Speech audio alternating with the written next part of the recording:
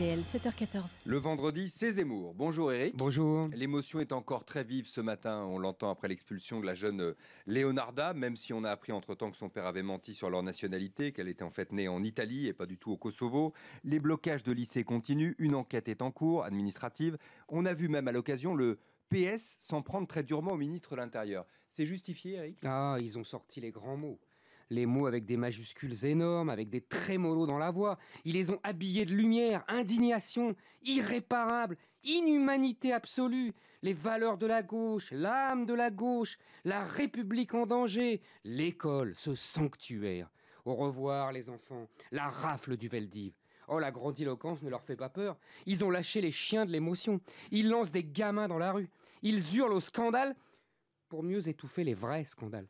Plus de 4 ans pour expulser une famille qui n'avait jamais été en règle. L'état de droit mène au laxisme. Plus de 4 années pendant lesquelles ces irréguliers sont logés, nourris, aux frais de la République, pris en charge par des associations subventionnées par l'État, c'est-à-dire nous, et qui traitent de racistes ses représentants.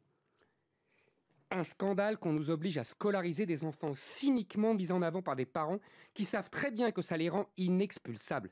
Un scandale que nous ne maîtrisions plus nos frontières dans l'Europe d'aujourd'hui, qu'on laisse des dizaines de milliers de Roms s'installer dans les bidonvilles, tandis que pour l'exemple et pour la forme, on expulse une famille qui s'empressera de revenir, puisque rien ne l'en empêche. Donc le vrai scandale pour vous n'est pas là où il est dénoncé?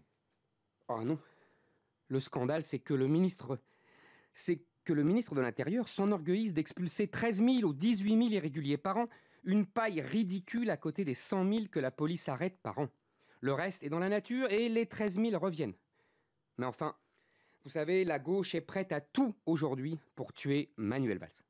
Le Parti socialiste, dirigé par l'ancien patron de SOS Racisme, Marlène Désir, est désormais dans les mains des associations antiracistes telles que Réseau Éducation Sans Frontières. Or, ces associations ont des intérêts.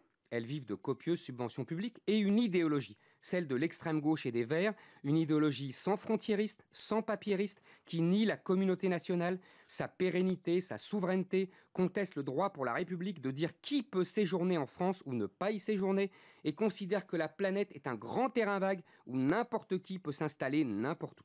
Ces associations étaient sur la défensive. Abandonnés, voire rejetés par la population. Leur stratégie compassionnelle ne passe plus. La générosité française est usée jusqu'à la corde.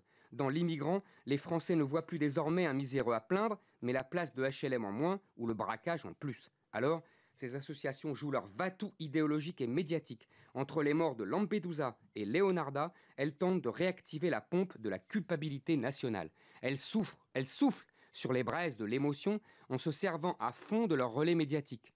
Et le gouvernement Ayrault est désemparé. Il ne peut désavouer Manuel Valls, le seul ministre populaire, uniquement parce qu'il mime une politique d'ordre, mais il ne peut renier le sentimentalisme immigrationniste des associations qui a si bien servi la gauche au temps de la chasse aux sarcos.